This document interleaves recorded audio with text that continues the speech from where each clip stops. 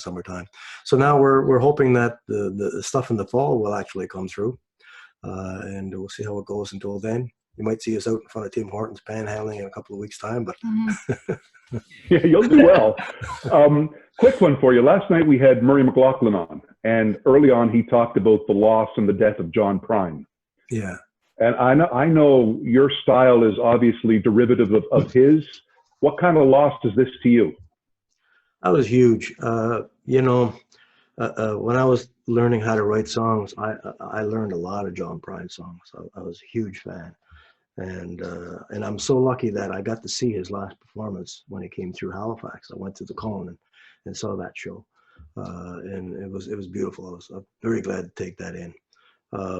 I posted something on my Facebook about how when I was 20 about John Prine, and I remember being 27 years old, and I was traveling throughout around Europe, and I was traveling with my friend Roy Johnson, who's a fiddler, and we ended up jumping on a freighter. We ended up in the Middle East, down in Israel, and down into the Sinai Desert, and we met some Bedouin. Went off on a kind of an adventure with some Bedouin tribesmen into the desert.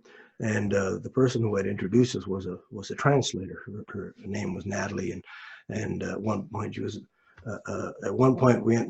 people would take turns sharing camels because there wasn't enough camel for everybody to ride at once. And at one point, Natalie and I were on a camel. We both discovered we were John Prine fans. So here we are in the middle of the Sinai Desert, realizing that we both knew a whack of John Prine songs. And we started singing all these John Prine songs at the top of our voices. And the Bedouin thought we were out of our minds, which we kind of were at the time, because we're out of our minds for an amazing songwriter.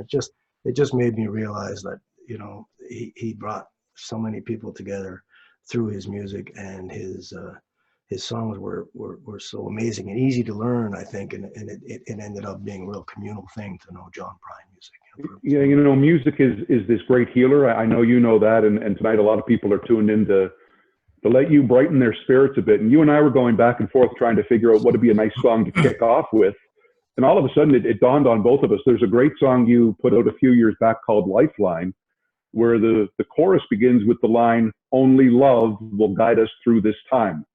And that seems so timely for now. So do you and Patricia want to kick into that one? Sure, yeah, we'll do that. And and it's true, you know, I think we got to take care of each other very much in this time, and that's the way we're going to get through it, if we all take care of each other in this time. So yeah, so if you're at home, please sing along.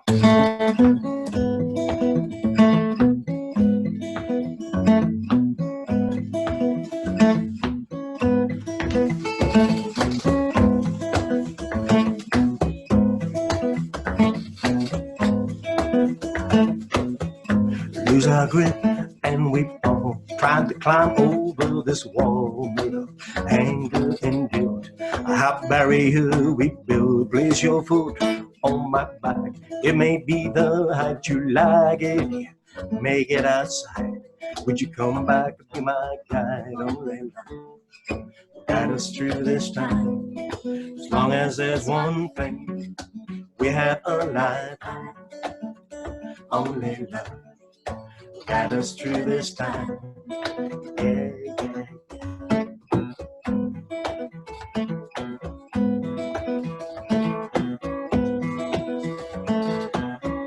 See him stumble in the dark, trying to buy a little spark and drive it into a vein.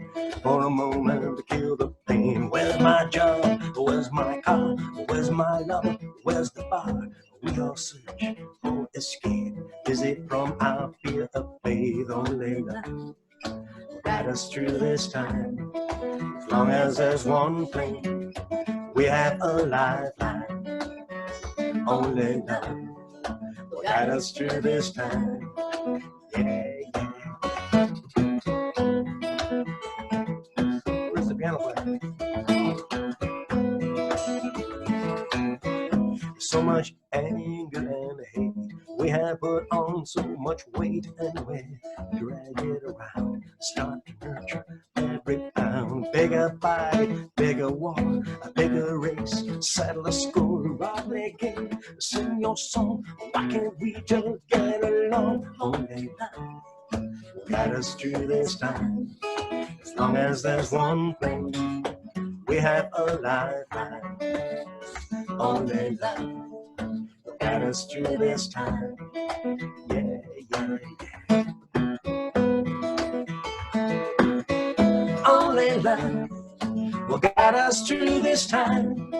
As long as there's one flame, we have a lifeline.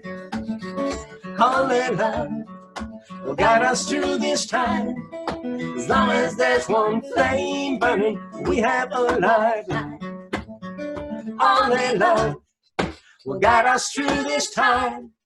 As long as there's one flame, we have a lifeline. Only love will get us through this time. Yeah, yeah, yeah.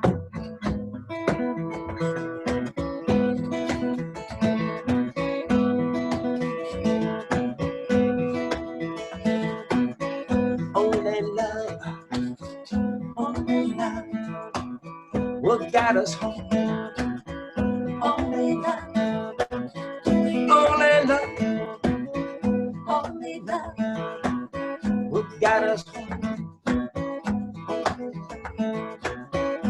I don't see only love.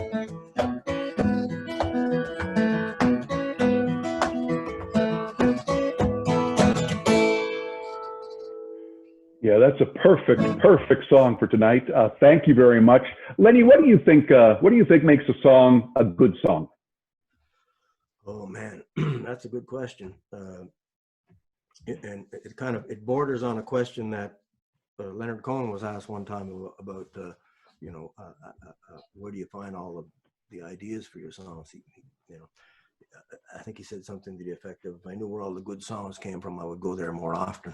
But what makes a good song? I mean, it's really difficult. I mean, there are kind of rules that most people pay attention to when you're building a song. And I think it's important to learn all the rules.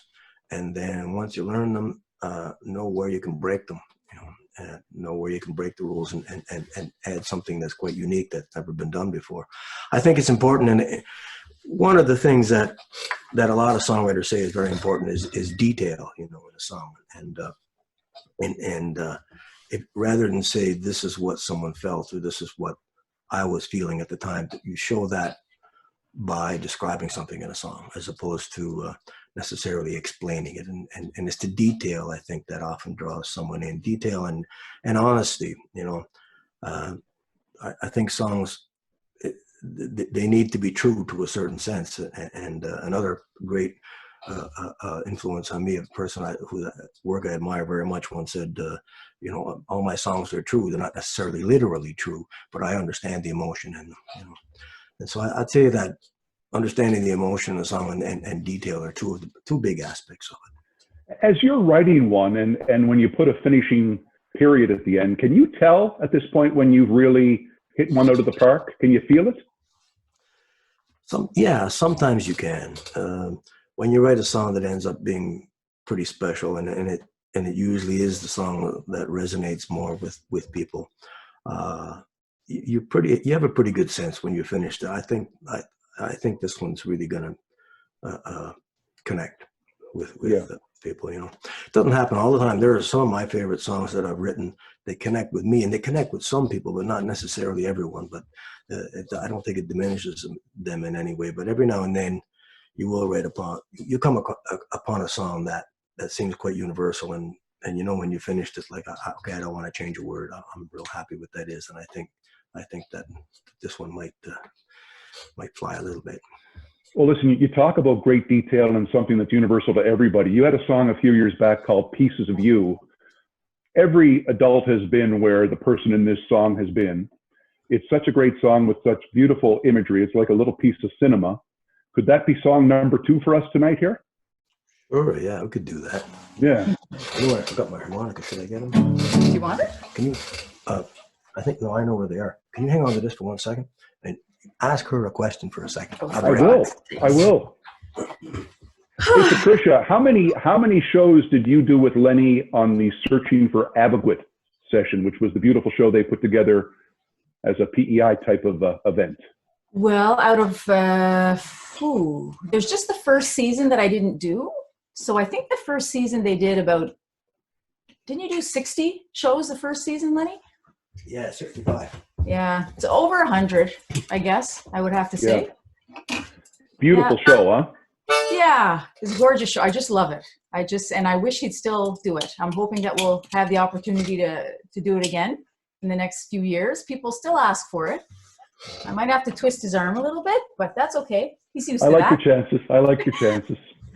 You're going all Murray McLaughlin on us here, Lenny, with the harmonica. I love it. I was a big fan of Murray's as well when I was learning how to write songs, and yeah, I heard you had him on last night. And, I learned a bunch of his songs too when I was starting out. You know, he would love this one because of what we talked about, the ability to kind of just see what's going on with the main character. I think that's what he tries to do, and that's why your stuff is so great too. One of the first times I sang this song was on Murray's show, Swinging on a Star, that radio show he had. And yeah, so I'm very grateful for him for bringing me on that show a few times. Pieces of You, okay. Well, first I found your ring, and then the comb you lost, with a strand of hair that your pretty head once tossed. And then a letter came, it was addressed to you. I wrote above your name, send it to someplace new. And then I started my car, and the radio's on. I heard the final line from your favorite song. They're just pieces of you, something you left behind. Maybe it slipped your mind like a part of a lie, a bit of the truth. They're just pieces of you, turning up every day in an unusual way. A bit of the past, out of the blue, pieces of you. Late last night, a voice on the phone. Oh, it was some guy. He asked if you were home. Now I grab my shirt from the dresser drawer, and on my sleeve was a scent you wore, and it brought me back to the night when you said, I can't keep my hand, take my heart instead. They're just pieces of you, something you left behind. Maybe it slipped your mind like a part of a lie, a bit of the truth. They're just pieces of you, turning up every day in an unusual way.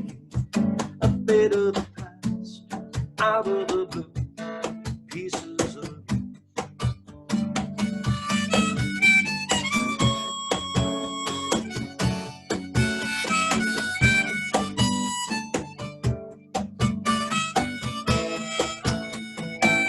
They're just pieces of you,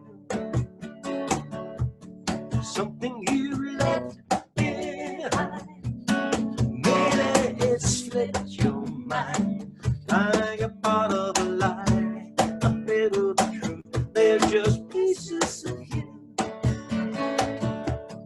turning up every day in an unusual way.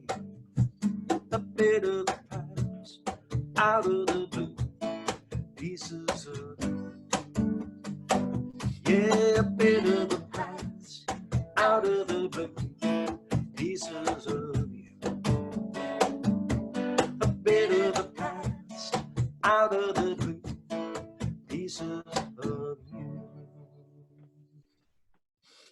Yeah, that's a beauty. That's a beauty. Lennie, I remember after your first year searching for Adequate back when I was on PEI, you came into our TV show, and in the makeup room when we were talking, you said, wait till you see the young woman I got coming on the show next year. And it was the woman that's on your right now. I know how good she is because I was on PEI for a bit. For people watching, tell us a bit about Patricia. Patricia, well, Patricia's been in the music scene on PEI for a long time. She used to play in a band from this part of the PEI called Panu, which was quite popular. And that's when I first heard her singing and was struck by her talent. And she's been in so many different Acadian productions. She's really well known in the Acadian world in particular. Probably the biggest production she was involved in was called Eau de l'Acadie. It was a show that showcased Acadian songwriters. And there was a group of 7 or 8? Seven performers, multi-talented performers, extremely vibrant show. And they did about 1,000 performances of this show all over the world. They traveled all over the world. And it was a fabulous show. I've seen it several times, and I was very fortunate to have a couple of my songs in the show. And she sang one of my songs in the show. So I was familiar with her and her work. And then eventually, when I was searching for Abigail, the first year I wanted her to be in it, but she wasn't able to because she was tied up with other things. Carolyn Bernard came and she did an amazing job. And Carolyn couldn't do it, and then Carolyn couldn't do it the next year, and Patricia could, and so it worked out quite well that she joined and has been with the show ever since. And now he's stuck with me. And now I'm stuck with her. We ended up forming a relationship, and so now we're a couple on stage and off. Amazing how things work out, huh? Yeah. Yeah. Listen, Lennie, we just released our first French album actually this past summer, and we do the French show under the name Sirène et Matelot, the siren and the sailor, to separate the French stuff with the Lennie Gallant English stuff. So Sirène et Matelot is our French show, and Lennie Gallant's stuff in English. Yeah, that's a great CD. As, by the way, all your stuff is great, but your latest offering, this CD, I guess they're still CDs now, USB sticks, however we get them, but Time Travel, it's one of those albums where every single track, like there's no throwaways. Everything is just a killer tune. And I asked you tonight if you could play one from that. And you got a kind of a good lead into a song called There's a Storm A-Comin', don't you? Well, it's interesting that we released this song as a single just in early winter, just about a few weeks before this coronavirus thing really hit. So some people have been telling me that they found it a little prophetic somewhat, though I did not have this in mind when I wrote it, I guarantee you. But Storm Coming. Yeah, you want to hear it? I love this song. Yeah, it's great. Okay, we'll give it a shot. Without the piano. All right. Come on.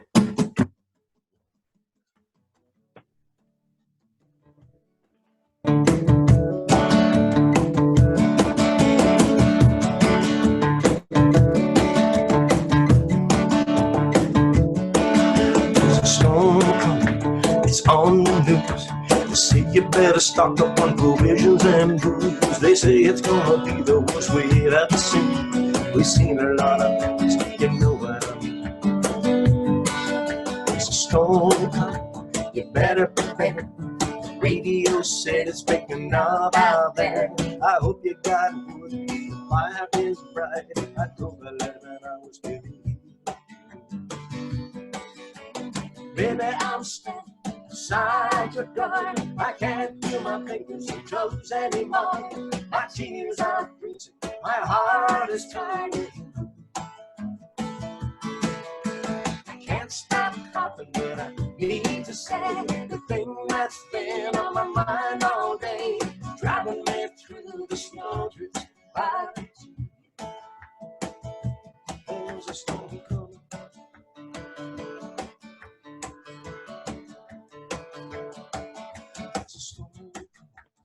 Look at them clouds, like something from a scene from Apocalypse Now. It's gonna hit hard, it's gonna hit fast. You better say your prayers, it don't last. Baby, I'm standing outside your door. I can't feel my fingers fingers and toes anymore. My tears are freezing, my heart is turning blue. I can't stop coughing, but I need to say the thing that's been on my mind all day, driving me through the snow by. There's a storm coming.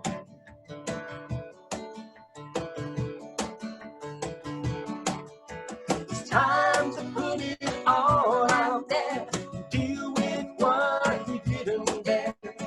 Deal with when we said that we were through. If we face the music and the howling gale, we'll find out why we let it fail.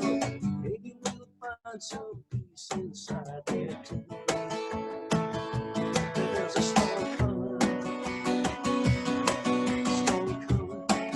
Looking at night, but we'll get through it somehow.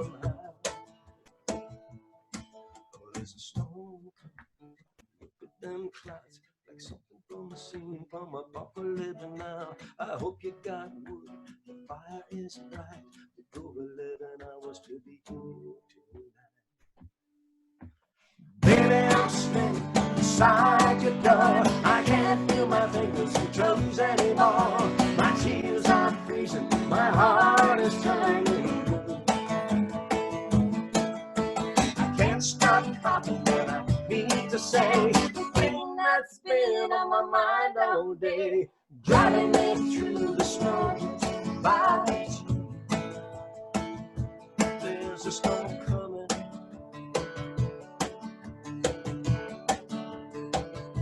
There's a storm coming.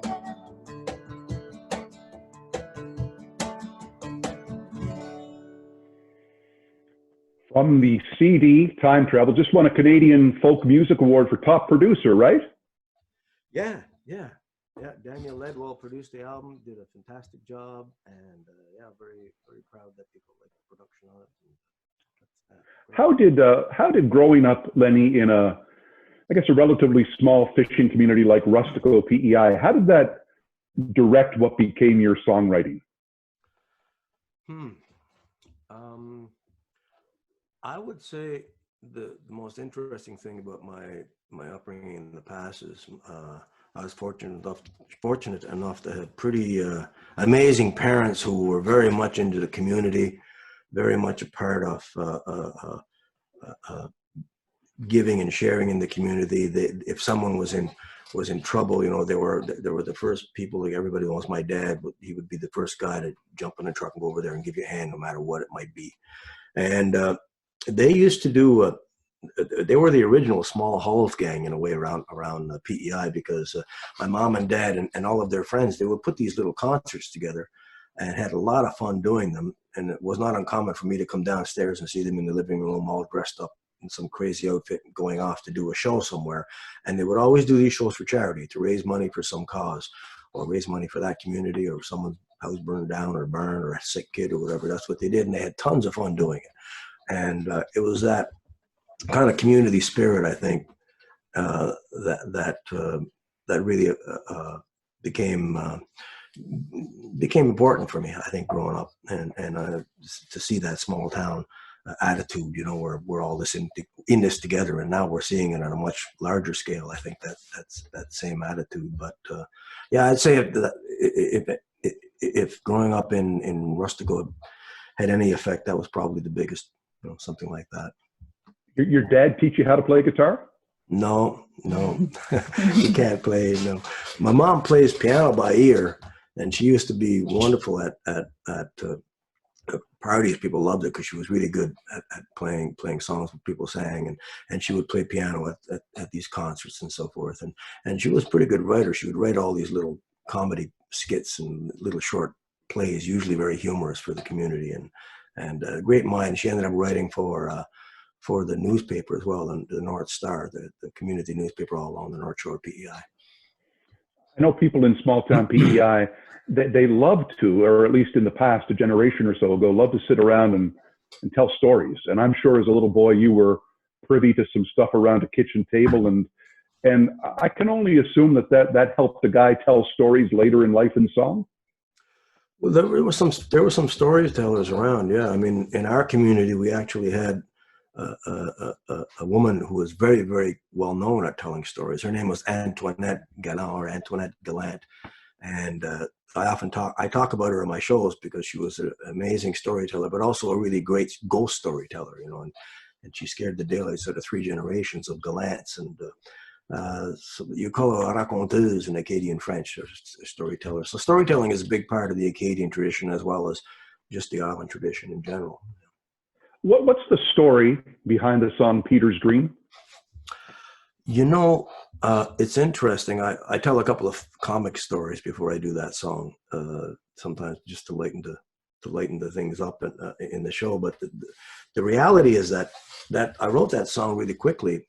I wrote it about 6 o'clock in the morning after a conversation late into the night I had with a few friends of mine. It was Paul Blackier was there, Eric McEwen, and Kathy Grant. 3 of us were talking about it. It had just happened that the fishery, what had happened with the fishery, it just became obvious to everyone, and what a mess the East Coast were in, and how many small communities were going to be really devastated by this. And we talked late into the night, and they left quite late, and I got up at 6 o'clock in the morning and was listening to a couple of fishing boats head out that morning, because the place I was staying was right on the harbor. And I got out of bed and picked up the guitar, and the song just spilled onto the page. I think I wrote it in not much more than an hour, and I don't think I changed a single word. And after I wrote it, I was wondering, where did that come from anyway? That some of that imagery, especially the imagery from the biblical stuff. And then I thought about it for a while, and it wasn't a conscious thing, but I think unconsciously it may have come from a Newfoundland artist named Gerald Squires, very well known in Newfoundland. And I was fascinated by his work. I don't know if you remember Atlantic Insight magazine that was out years ago. They did a big spread on him, and I remember looking through the 2 or 3 pages of his paintings and being very deeply moved by his paintings. And so when I was touring around Newfoundland, I had a day off, and I went. I'm sorry, let me back up a little bit. He did a series of paintings that were based on the Stations of the Cross that you see in a Catholic church. But instead of doing the traditional Stations of the Cross, he used all Newfoundland settings and Newfoundland fishermen and women in these various characters, the apostles and the Roman guards and Christ himself. And it was really interesting. It wasn't religious at all. It was I thought it was more spiritual, and it really showed the connection of the fishermen with the ocean and the surroundings and the landscape and everything. And so when I went to Newfoundland, I went off in search of the church where those paintings were hanging, and I found it in Mount Pearl. It was closed. I found the priest. I got him to let me in, and I went in. I had my own private screening of Squire's works, and it was a number of years later when I actually wrote the song, and I wasn't thinking of that when I was writing it, but after I wrote the song, I thought, I bet that had that little experience probably had something to do with how the song came about. So this is the one that was named one of the top 10 songs in East Coast music history. Speaking of Newfoundland, would you mind sharing the story about the older Newfoundland gentleman who perhaps liked another version of the song even better than yours?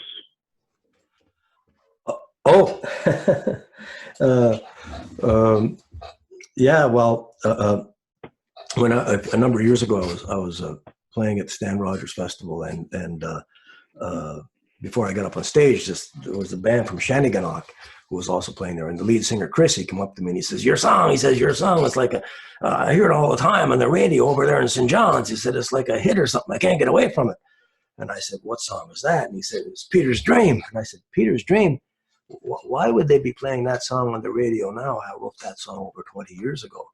He says, "Oh," he says, "you're not singing it."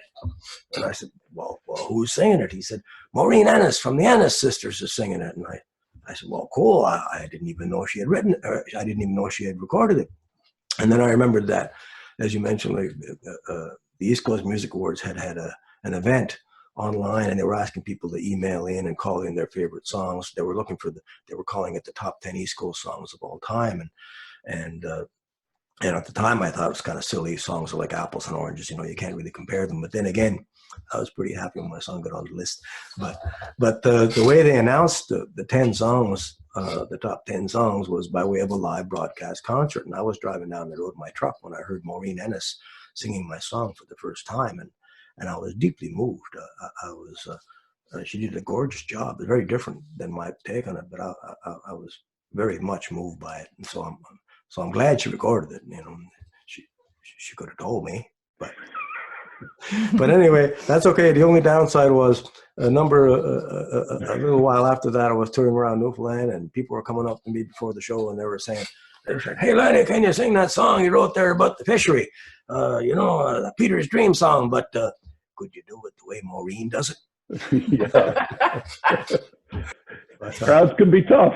Yeah. But I'm glad that it seemed to resonate so much with Newfoundlanders, and maybe it's because, you know, it's quite likely that Newfoundland artist had something to do with it being born. So that's cool. You know, well, I kind of like the way you do it.